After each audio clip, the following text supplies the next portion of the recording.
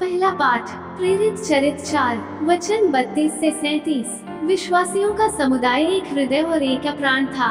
कोई भी अपनी संपत्ति अपनी ही नहीं समझता था। जो कुछ उनके पास था उसमें सबों का साझा था।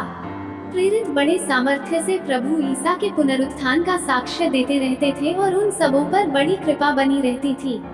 उनमें कोई कंगाल नहीं था, क्योंकि जिनके पास खेत या मकान थे वे उन्हें बेच देते और कीमत लाकर प्रेरितों के चरणों में अर्पित करते थे। प्रत्येक को उसकी आवश्यकता के अनुसार बांटा जाता था। यूसुफ नामक लेवी वंशी का जन्म कुप्रोस में हुआ था।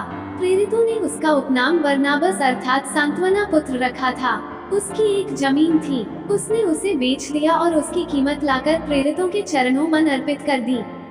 सुसमाचार, संत योहन का सुसमाचार 3 वचन 7 से 15। आश्चर्य न कीजिए कि मैंने ये कहा आपको दोबारा जन्म लेना है। पवन जिधर चाहता उधर बहता है। आप उसकी आवाज सुनते हैं, किंतु यह नहीं जानते कि वह किधर से आता और किधर जाता है।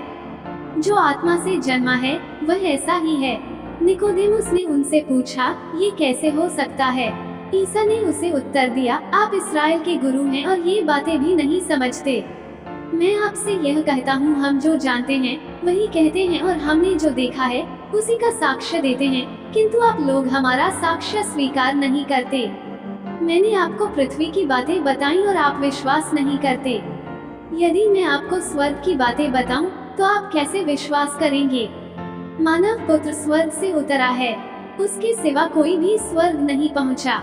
जिस तरह मूसा ने मरुभूमि में सांप को ऊपर उठाया था, उसी तरह मानव पुत्र को भी ऊपर उठाया जाना है, जिससे जो उसमें विश्वास करता है वह अनंत जीवन प्राप्त करे। मनन चिंतन। प्रारंभिक कलीसिया में विश्वासी एकजुट एवं एकमत थे।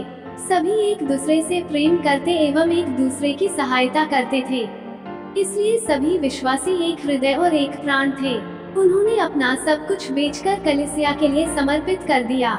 जो कुछ भी उनके पास था उन्होंने एक दूसरे के साथ उसका साझा किया। सच्चे विश्वासी की एक पहचान है कि वह अपना सब कुछ प्रभु के चरणों पर समर्पित कर देता है। निकोदेमुस को प्रभु की बातों पर पूर्ण समर्पण की जरूरत थी।